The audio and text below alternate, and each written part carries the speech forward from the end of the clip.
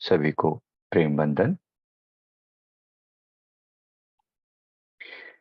गुरुदेव ने आज जो भाव दिखाया कि हम किस प्रकार से संसार में रहते हुए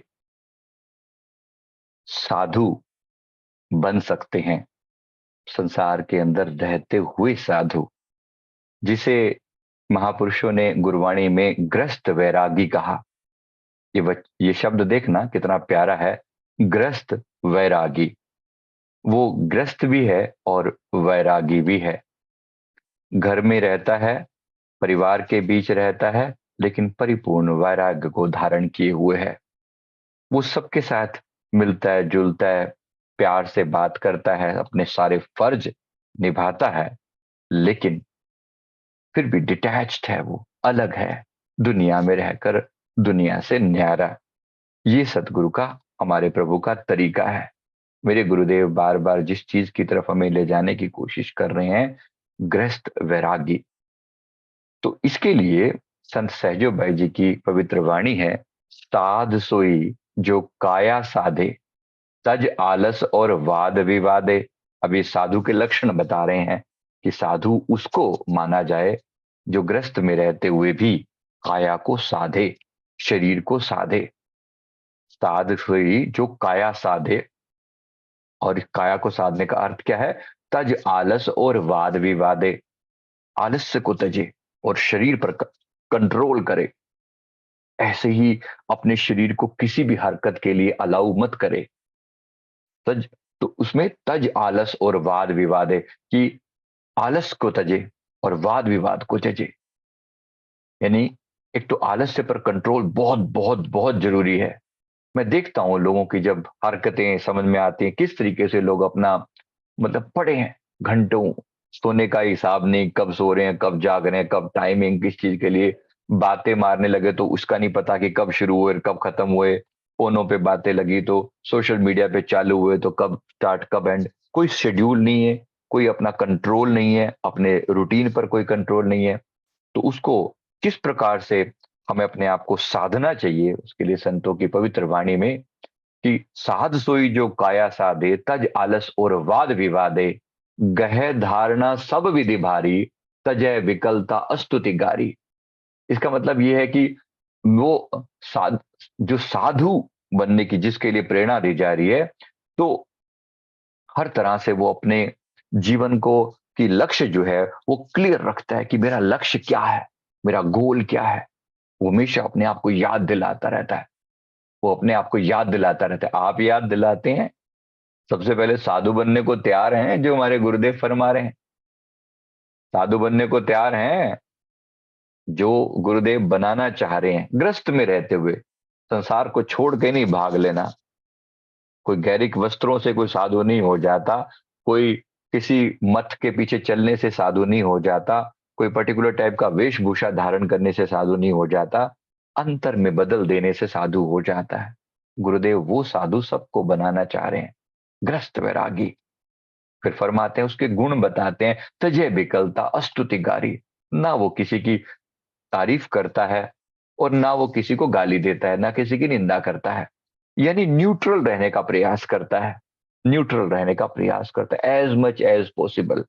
देखो, स्तुति तो बेशक कर दो, पर गाली यानी कि निंदा तो बिल्कुल भी नहीं। उनका अपना भाषा है कहने वालों की, यानी कि वो लोगों की स्थिति, लोगों की महिमा ऐसे तारीफ करता है, उनको मोटिवेट करता है, उनके गुणों को याद करवाता है लोगों को। ये तरीका बता रहे हैं महापुरुष हमें। तो तजय तजय विकलता अस्तुतिगारी। विकलता क्या होती है? एग्जाइटी, अब ये काम करना है, अब ये काम करना है, अब ये काम करना है, ये विकलता कहलाती है। इसको छोड़ दिया, विकलता उस्तितगारी, उस्तित को छोड़ दी, और गाली देना तो बिल्कुल छोड़। गाली देने का मतलब यहां पर है किसी की बुराई करना। फिर कहते हैं क्षमावंत धीरज को धारे, वो क्षमावान है, जल्दी माफ कर देता है लोगों को, धीरज धारण करता है। साधु के लक्षण बता रहे हैं, क्षमावंत धीरज को धारे, क्षमा कर देता है लोगों को, आसानी से माफ कर देता है, ज्यादा चीजों को दिल पे नहीं लगा के रखता, और धीरज धारण करता है, धैर्य रखता है। उसे पता है चीजें टाइम लेती हैं, भागदड़ नहीं मचाता, जल्दबाजी नहीं करता। समय लगता है, वक्त बदलने में समय लगता है, अपने आप को बदलने में समय लगता है, समय को भी समय देना पड़ता है ताकि वो समय को सुधार सके।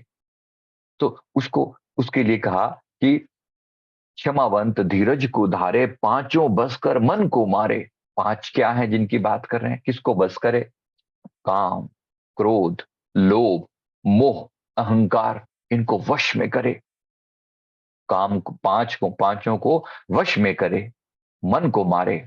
हर वक्त अपने मन की इच्छा के पीछे नहीं भागता। जो मन के पीछे भागता है वो मनमुख, जो गुरु के पीछे भागता है वो गुरुमुख। अब देखो आप किसके पीछे भाग रहे हो? आपका स्वामी कौन है? आम दुनिया तो मन की ही दास है। मेरे मन में आया आज ये फलानी चीज बना के खाई जाए तो मैंने खा ली, आज ये चीज मंगा ली जाए, ये वाले कपड़े पहने जाए, ये ऐसा किया जाए। वो मन की मति पे चल रहे हैं। जो कह रहा है मन, जो आ रहा है वो कर रहे हैं। गुरुमुख गुरु की मति पे चलता है, संसार में है, गुरु की मति को धारण करता है। गुरुदेव क्या फरमा रहे हैं, गुरुदेव की बातों को अपने दिल पे लगाता है। तो गुरु की मति धारण करके अपने आप को बदलने का प्रयास करता है कि मेरा जीवन एक लक्ष्य के लिए आया है। तो इसके लिए ये जो सारे गुण बताए जा रहे हैं, याद करवाए जा रहे हैं। त्यागे झूठ साच मुख बोले, चित स्थिर इत उत ना डोले। वो झूठ को त्यागता है, जहां तक हो सकता है झूठ को त्यागता है, जहां तक हो सकता है सच बोलता है। और किसी तरह से जो चित्त है वो स्थिर रहता है, इत उत नहीं डोलता, भागता नहीं है वो।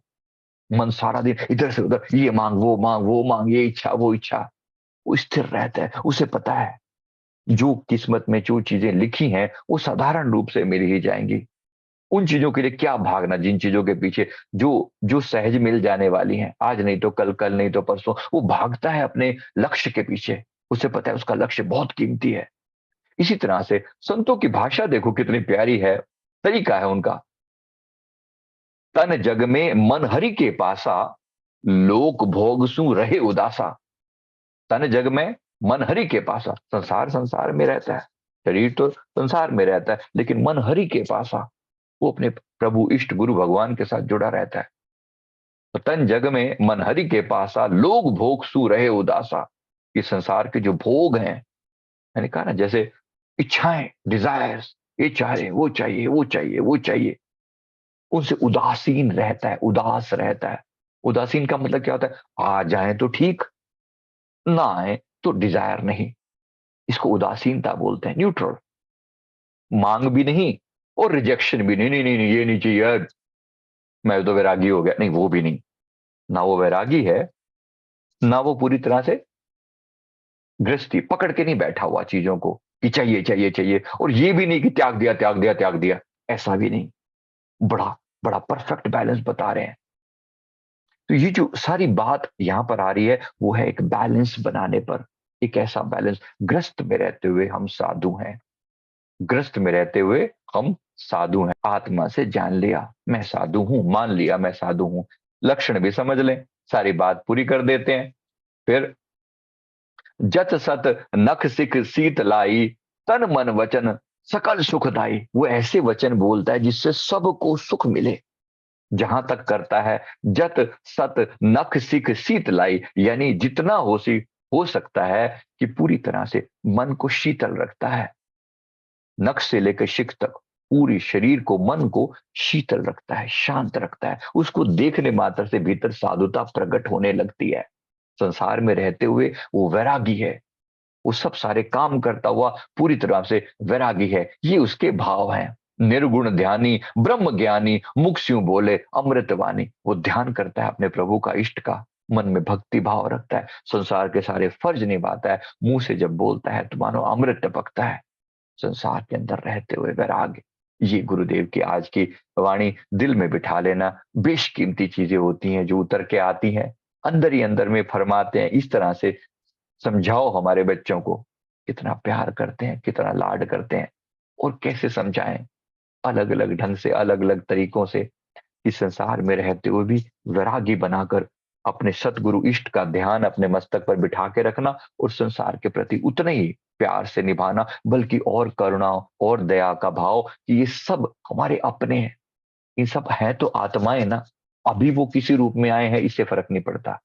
अपने अपनी आत्मा के साथ एक अपना अपनेपन का भाव सबके प्रति रखता है। ये दो चार जो घर के मेंबर हैं यही नहीं, सभी जो भी सामने आए वो हमारे अपने हैं, उनके प्रति अपनेपन का, प्रेम का भाव। ये साधु के लक्षण कुछ कहे हैं। मैं उम्मीद करता हूं बात समझ में आई होगी।